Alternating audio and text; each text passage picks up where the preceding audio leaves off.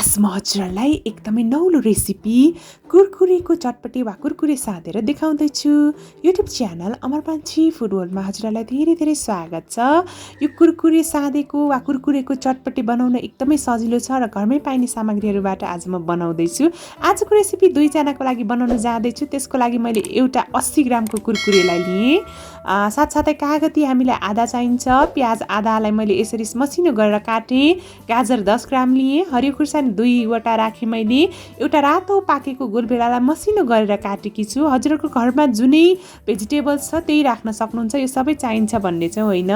धनियाँको केही पत्ताहरूलाई लिएँ। रातो धुलो खुर्सानी आधा चम्चा लिएँ र बिरे नुन आधा चम्चा लिएँ। हजुरहरूसँग बिरे नुन छैन भने सादा नुन नै हाल्नु भए पनि हुन्छ। एउटा बाउल सुक्खा बाउलमा यसरी मैले कुरकुरे राखेँ, बिरे नुन राखेँ, रातो धुलो खुर्सानी राखेँ। यसरी पिरो कतिको खानुहुन्छ त्यही अनुसार राख्नुहोला। प्याजलाई राखेँ, गाजरलाई पनि राख्दैछु, हरियो खुर्सानीलाई राखेँ र मसिनो गरेर काटेको गोलभेडालाई पनि राख्दैछु।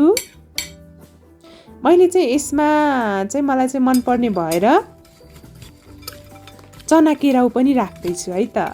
तर त्योभन्दा अगाडि राम्ररी मिक्स गरेँ। हामीले यो मिक्स गर्ने बाउल चाहिँ एकदम सुक्खा हुनुपर्छ। यो रेसिपी चाहिँ बालकदेखि वृद्धसम्म धेरै सबैले मन पराउने रेसिपी हो। नुन खुर्सानी आफ्नो स्वादअनुसार राख्न सक्नुहुन्छ। विशेष गरेर लकडाउनमा बोर हुँदा हजुरहरू खान सक्नुहुन्छ। यसरी हरियो केराउ र भिजाएको चनालाई पनि राखेँ मैले।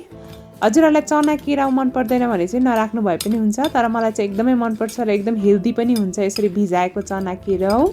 मैले चाहिँ यसरी मिक्स गर्दैछु। एकदमै समय दिएर मिक्स गर्नु होला। यो चाहिँ तत्कालै खानु होला है, स्टोर गरेर चाहिँ राख्नु मिल्दैन।